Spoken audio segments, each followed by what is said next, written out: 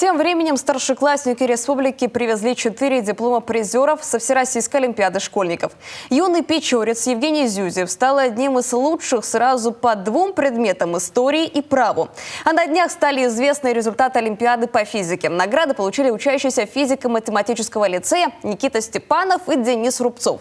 Всего в этом году республику на заключительном этапе Всероссийской олимпиады школьников представляют 22 старшеклассника. Решающий этап проходит с 20 марта по 30 апреля в 15 субъектах России. Поэтому нет никаких сомнений, что количество призеров будет только увеличиваться. Как готовились ребята к испытаниям в сюжете Елены Кононовой. Мы не видим, что там внутри.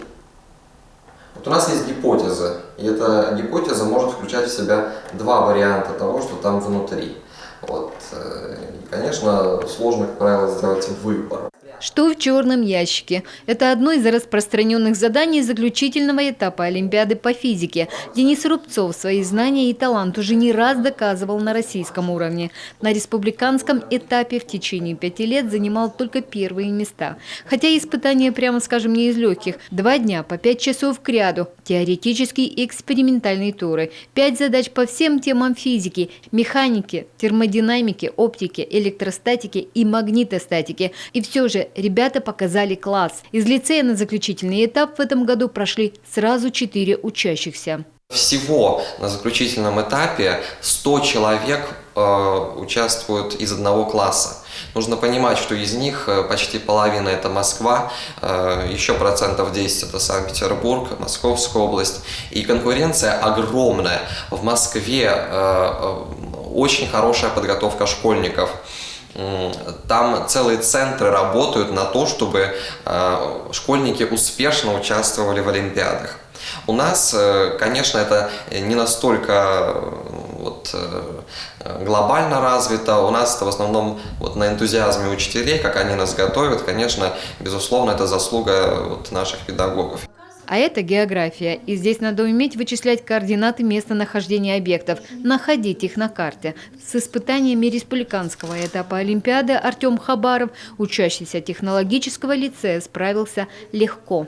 Мне повезло, потому что задания, ответы на эти вопросы я знал по еще муниципальному этапу 8 класса. То есть там было задание с Казахстана, была карта Алматы. Нужно было догадаться, что это Алматы, как назывался раньше город, какие горы рядом, и так далее.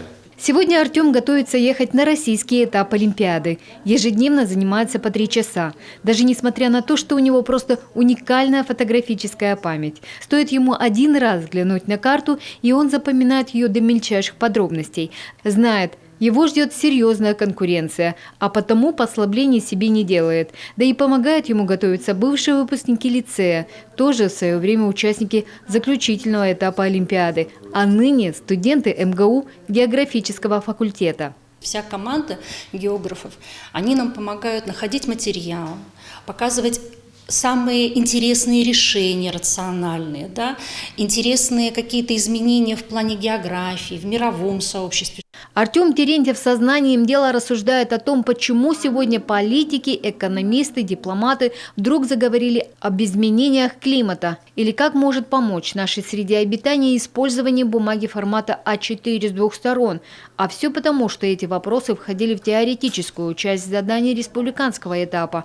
Учащийся лицея народной дипломатии тоже прошел на заключительный этап Олимпиады по экологии. Во время практической части пришлось побегать по городу.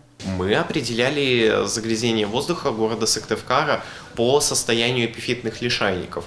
То есть, по сути, мы брали организмы, которые как раз растут на деревьях, изучали их под микроскопом, мы смотрели, скажем, как изменяется их состояние в различных районах города.